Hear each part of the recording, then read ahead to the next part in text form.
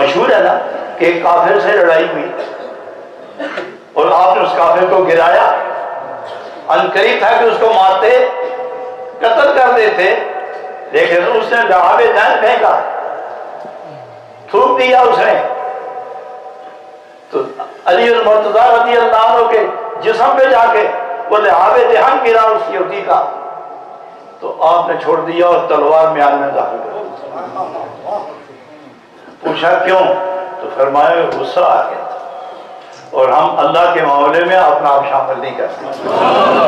پہلے جنگ اللہ کے لیے تھی، اب میں اگر تجھے قتل کرتا تو پھر وہ میرے غصے کا نتیجہ ہوتا۔ اب یہاں صوفیاء کیا فرماتے ہیں، اہل تحقیق کیا فرماتے ہیں؟